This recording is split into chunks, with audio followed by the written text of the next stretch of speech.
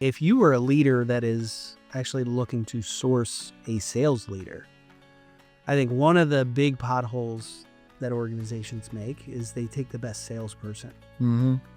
Right? Because why wouldn't you? Yeah, I see that often. They got the highest close ratio, right? They're the most charismatic. They're good with people. They can teach service or teach the technicals to, the downstream. Yeah. The challenge with that, not every great player is going to be the greatest coach.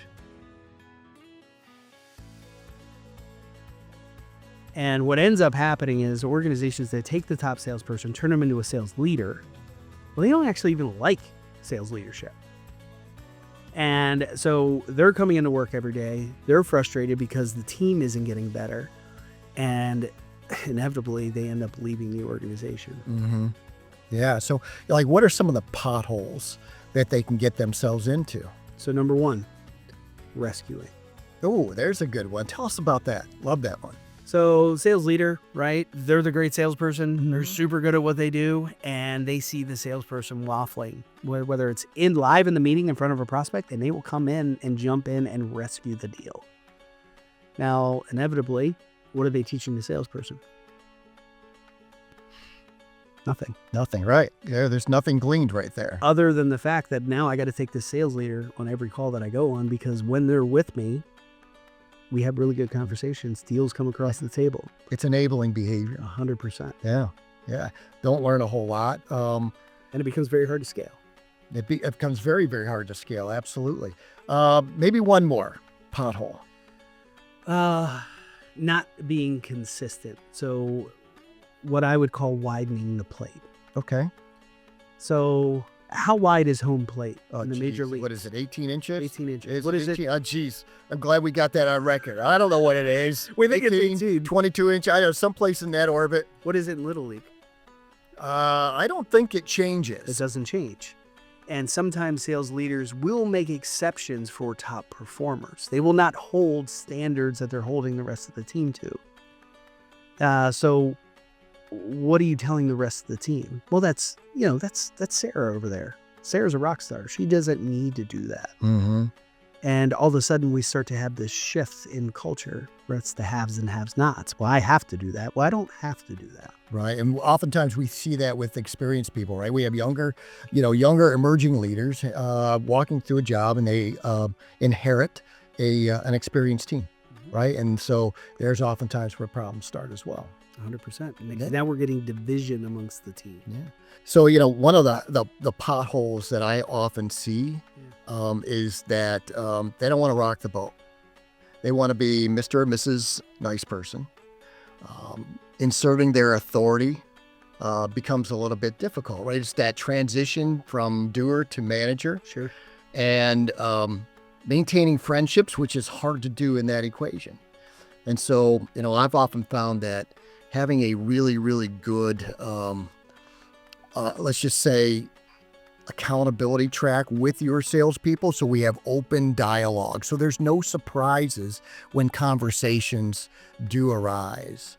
I will say the other pothole, which is probably the bigger one I find for newly minted emerging sales leaders, is their operational framework is not quite there. And then what do I mean by operational framework? So you know as well as anybody that in sales, there's a lot of moving parts. And in sales management, you have to manage all those moving parts, not just, the operational side of your sales team, but you also have to manage expectations of, from the executive level as well.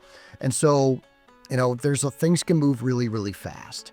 And so having this operational framework, what's most important to me when I look back over my month? What dials did I actually move? What did I do from a revenue generating standpoint? What did I do from, a talent acquisition standpoint? What did I do from talent development standpoint? Or what did I do from pipeline management standpoint? And when we start to look at these maybe 4 or 5 different pillars, they become operational framework. It becomes directionals, navigational beacons in their daily routine. Because here's what happens, right? They have great intentions, we all do. But at the end of the day, when bullets start flying, right, things start going haywire, they're going to lean back and they're going to look at the end of the month and they're going to realize they haven't moved the ball strategically on anything that is most important. And then frustration starts to hit. Then they're going to get some pressure from, corporate executives, and they don't have a good, compelling story to echo back to the top or to help navigate their team underneath of them. So that's really interesting. I thought you were going to go in a different direction. Oh, yeah? Well, like when I heard you say operational framework, I was thinking about, has that leader actually communicated what is expected of their people?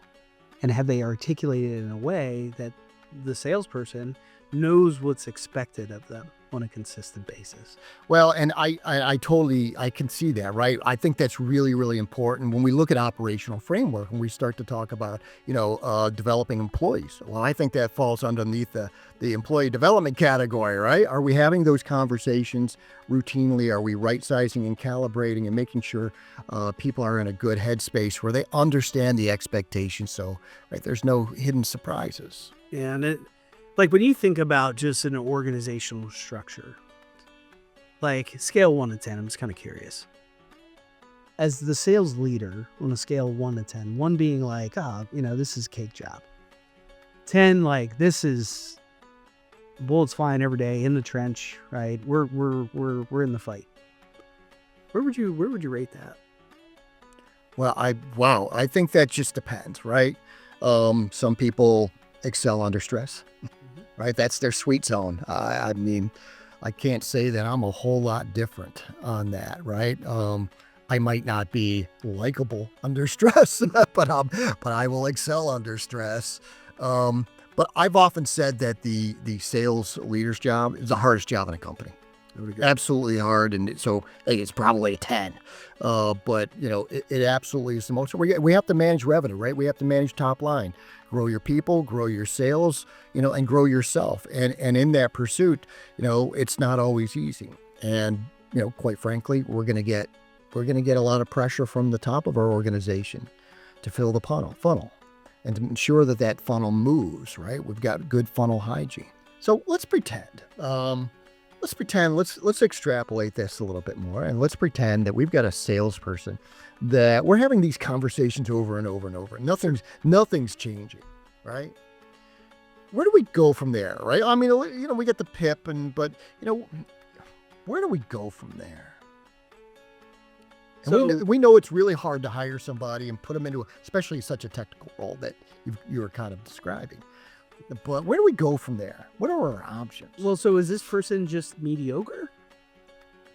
I guess give me a little bit more structure around Well, I think my question is, did we hire this person this way? Or did somebody in the organization make them that way? Yeah, did our culture create it? Right. Did our culture create it? Did my lack of leadership create it? Did my enabling experience create it? What was it? Was it an accountability issue that created it? Or did we just hire them that way? Or is it a little bit of both? Yeah. I think that is an awesome question, but it would require a lot of self-awareness. And I think that's where, at times, because we're third party, we're outside looking in, that might be a blind spot for the organization. To unpack that, you and I have a very unique spot on the field, and I absolutely love my spot on the field. Right?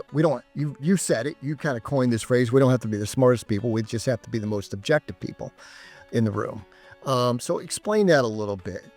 So, and I'm going to explain it just through kind of a third-party story because I think it's relevant. I actually had a leader who, we had a structured start time, 8:30. And, I show up 30 minutes early to set the room up and kind of get the training area kind of ready to go and plugged and played. And I'm sipping on my coffee and I'm waiting. And the first salesperson walks in for training at 8:31. The second one walked in at 8:33. Third one walked in at 8:46. The sales leader walked in at 8:50. What'd that conversation sound like afterwards? Now, back up 2 weeks prior, one of the issues and challenges this sales leader shared with me is that the sales team doesn't execute to the standards, right? They are not holding themselves to the levels of the organization. And that was a difficult conversation, right? Because I had to bring him back to that conversation. Why are they doing that? Who are they watching? Things aren't taught, they're caught.